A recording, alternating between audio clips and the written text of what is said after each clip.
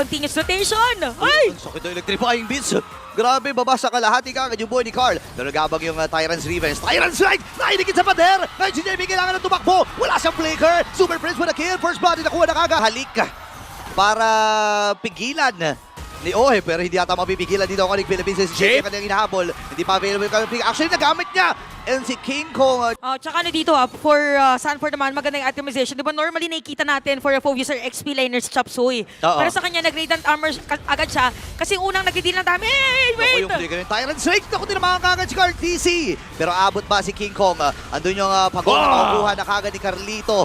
The Young Gold! Pero si Brusco ay namatay din. Ngayon naman, ipapasok si Sanford. King Kong. Teko, sakto nga ba yan para sa ating last turtle of the game? Babakuran na ito ng TLPH. Sanford with the zone at half HP na nga para sa turtle na ito. Okay, Brusco nag-aabang ng kanyang flicker Tyrant's Revenge. Pero ngayon ay sino makakuha ng pagong? Si King Kong pa rin. Ngayon naman si Sanford pumasok na. Damba ng damba. Carl TC nandun din. Super Prince ay maatras. Brusco ay nakumit ng kanyang flicker. Pero habang nangyayari pala mga bagay na yun, yung Golden Goat sa baba, tumatrabaho lang. Ibang klase yung K&K connection doon. Yan, Joy, kung masakit kanina si King Kong, mas masakit pa ngayon.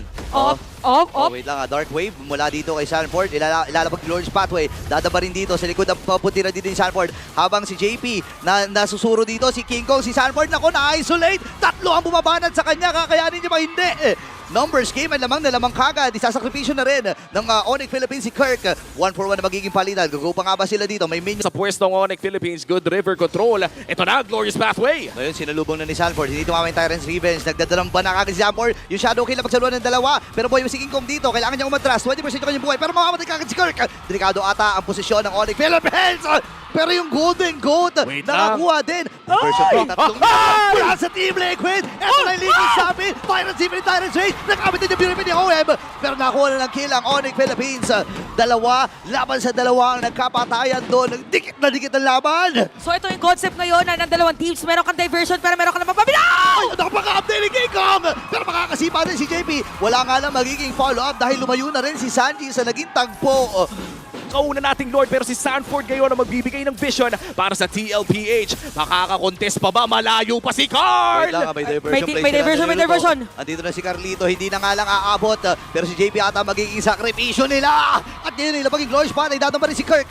Yung limang Brembo mula dito sa Onyx Philippines ay tumamba na doon sa Torre. Dito ng Team Liquid Philippines, Shadow Kill. Pero kasi ang dami nila, hindi talaga nasulit yun. Tyrant's Revenge, Tyrant's Rage ay nagamit na rin kagad ni Brusco. Flicker from San. Kumukuha ng mga heroes na medyo passive. Yung defensive lang, yung kumbaga alalay-alalay lang. Kasi normal set. Talaga! Niluluto kagad ng Onyx Philippines. Sino namatay na kagad si Cole TC. Ngayon naman nakasipa si Dan James. Mamamatay na rin kagad itong si Sanji. Ngayon si JP kailangan matras. Si Ohim ay kailangan na rin lumayo dito. Pero si Sanford, sasakripisyo na lang yung kanyang sarili. Para lang mailigtas si Ohim. JP, dalawa na lang ang natitira para sa Liquid. At ngayon ang Onyx Philippines ay kumakapit lang doon sa nag-iisang catapult na dala-dala nila. May consider na gagawin yung nagamit yung Purify. Kaya ba sayawan ni Ohim dito? Si Kera nagme-masak na! Dahil si Ohim nakikipagsabahan sa lima. Tumaboy! Hiban mo! Hiban! Yun na nga, nakaligtas pa. Pero hindi ata sila makakaligtas. Onyx Philippines, dediretso na sa base. And they will take game number 1.